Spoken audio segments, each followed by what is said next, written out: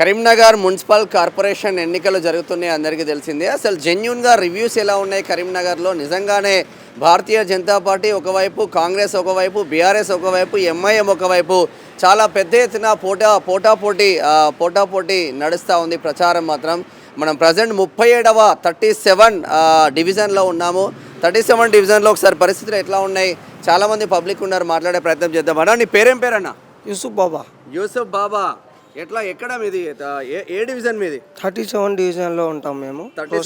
ముంగట గల్లీలో ఉంటాం. 37 డివిజన్లో 37 ఎట్లా ఉన్నాయి 37 డివిజన్లో సమస్యలు ఏమి ఉన్నాయి? ఎట్లా అనిపిస్తుంది రాజకీయం అంటే ఇప్పుడు మన బీజేపీ నుంచి టింకన్న నిలబడ్డాడు, ఇంకా బీఆర్ఎస్ నుంచి షర్ఫుద్దీన్ సిట్టింగ్ కార్పొరేటర్, ఇంకా మన బాబ్జానీ ఎంఐఎం నుంచి నిలబడ్డాడు, మందా నగేష్ కాంగ్రెస్ నుంచి నిలబడ్డాడు.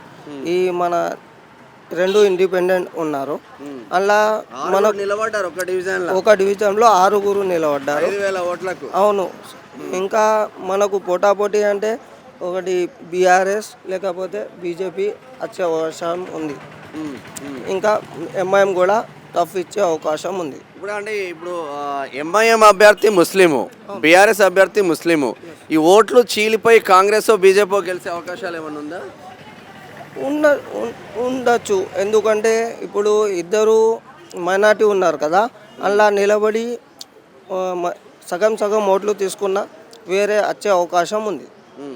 డివిజన్లో సమస్యలు ఉంటాయి కదా, తాగునీళ్ళు కానీ, డ్రైనేజీలు కానీ, రోడ్లు కానీ ఎట్లా ఉన్నాయి? ఉన్నాయి, కొంచెం అయినాయి, కొంచెం పని నడుస్తుంది. ఇప్పుడు మన ఎవరైనా గెలిస్తే అది చేపియాలి అని మన కోరిక. టింకు అన్న గెలిస్తే చేస్తా అని చెప్పిండ్రు. టింకు అంటే ఏ పార్టీ నుంచి? బీజేపీ పార్టీ నుంచి.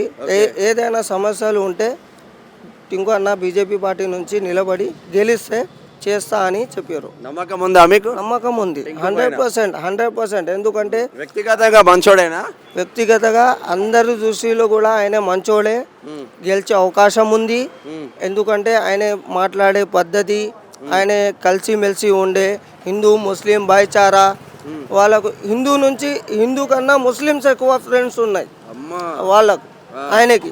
ఎందుకంటే ఆయన మాట్లాడే పద్ధతి, చదువుకున్న అప్పుడు ఆయన మంచి మనిషి అట్లా. ఎందుకంటే నేను చూస్తున్నా, ఒక 15-20 రోజుల నుంచి చూస్తున్నా, ఆయన పోయి అందరింట్లో మంచిగా హిందూ ముస్లిం భాయిచారాతోటి ఉన్నారు. ఏది అది భేదం లేకుండా అట్లా ఒక మంచి మనిషి.